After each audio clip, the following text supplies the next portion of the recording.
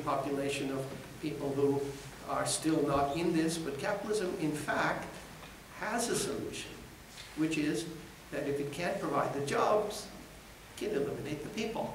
And that's something we don't pay attention to, even though we may ourselves be part of that dynamic itself. Okay. Thank you. So part of this current problem is this peculiar thing that at one level in the advanced world, population growth, except for immigrants, is slowing down rapidly. I have an Italian friend I always tease about saying, look, your generation's the last Italians are not going to be much longer because the population growth rate in Italy for educated people has really dropped substantially, long before the crisis, by the way. Piketty's book has graphs about these patterns. But at the same time, we have, on the world scale, if you count underemployed and unemployed people, roughly 550 million people in 2013. And that number has gone up, hasn't gone down. And these people are never going to see work, because there's nothing in the growth of employment that we can project, given robotization and productivity growth and the potential growth rate. And if there are any economists here, I recommend this simple exercise. Take 550 million people and ask yourself, what growth rate would capitalism on a world scale have to have, and what, given the historical productivity growth, what growth rate would have to pick them up? And you quickly see there isn't any growth rate that can pick them up.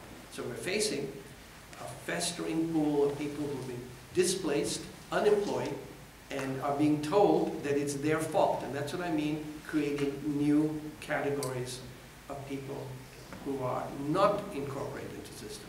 Just as we bring in some, we create others whose fault it is, they're told, for being outside the system.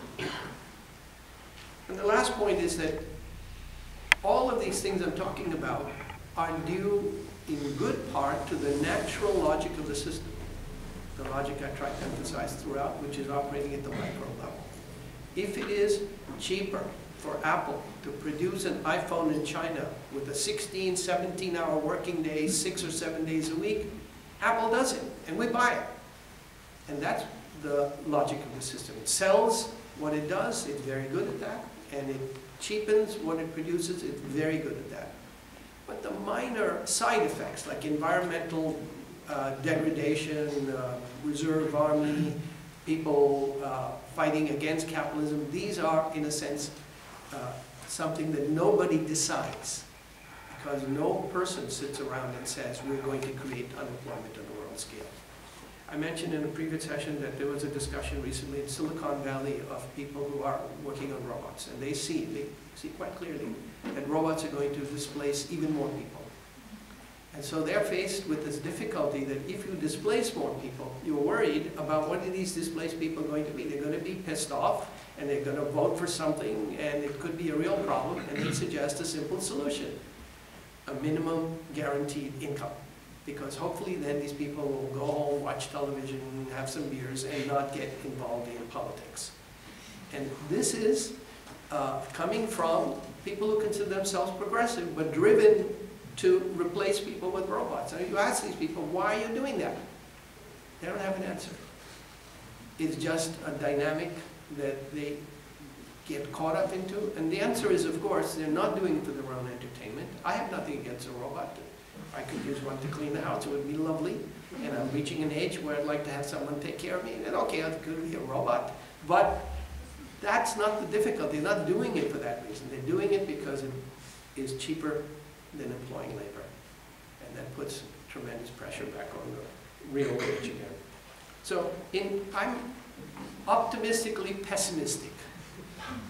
I'm pessimistic because I think these are ineluctable tendencies.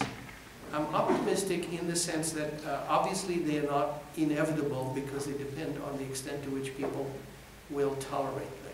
And by the way, capitalism is extremely good at persuading people to tolerate them by splitting people up into groups, or one who benefits, one who doesn't, and putting them against each other. I think what we're seeing now on a world scale in the advanced world, and I would especially focus on that first, is a reaction against capitalism.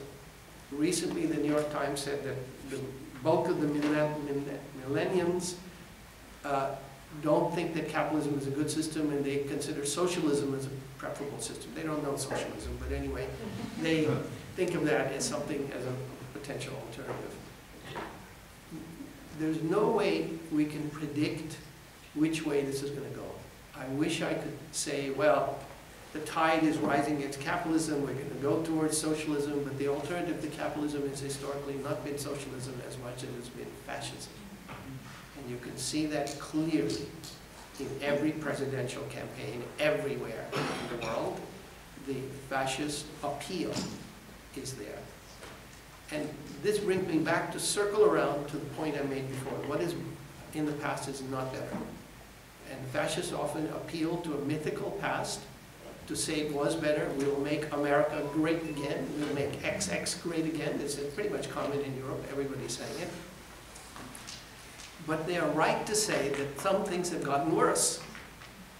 And their appeal is against that which has gotten worse, in favor of something which never existed in the first place, in an idealized, fictitious framework.